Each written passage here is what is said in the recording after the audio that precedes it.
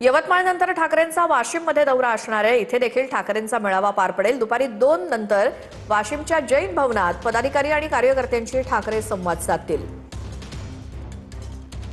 सकाळी यवतमाळमध्ये आणि दुपारी वाशिममध्ये ठाकरेंची जाहीर सभा होणार आहे। यवतमाळमध्ये निष्ठावंत शिवसैनिक संवाद मेळाव्याची ही तयारी पूर्ण झालेली आहे। तर दुपारी 2 नंतर ठाकरेंचा वाशिममध्ये मेळावा होणार आहे।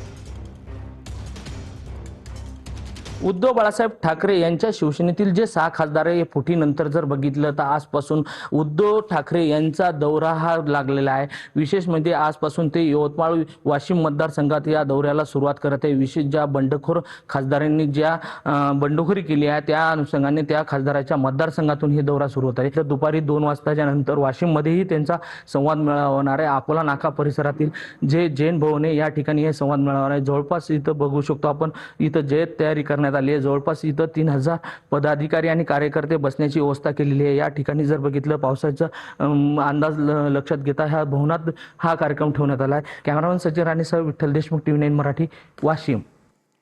तर जे बाटगे होते ते गेले, निष्ठावंत ठाकरेंच्या सोबत आम्ही आहोत असं विनायक राऊत यांनी म्हटलंय। पुन्हा नव्या चेतनेनं ठाकरे सेनेचा झेंडा फडकवणार असं विनायक राऊत यांनी म्हटलंय।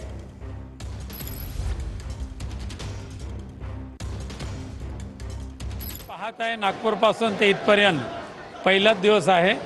उद्धवजी आदित्यजींच्या स्वागतासाठी अफाट भगवा महासागर जो उसळलेला आहे, त्यामुळे जे बाडगे होते ते गेले, पण निष्ठावंत जे आहेत ते कायम राहिले ही संख्या दाखवून देते। आणि हीच नवीन चेतना पुन्हा एकदा शिवसेना उद्धव बाळासाहेब ठाकरे पक्षाचा झेंडा फडकवणार। या संपूर्ण निष्ठावान कार्यकर्त्यांना नवी ऊर्जा देण्यासाठी मेळाव्यांना जी आहे ती सुरुवात या ठिकाणी होणार आहे आणि त्या माध्यमातून जे आहे ते या संपूर्ण दौऱ्यामध्ये जो आहे तो बंडखोरांचा समाचार, गद्दारांचा समाचार जो आहे तो घेतला जाणार आहे।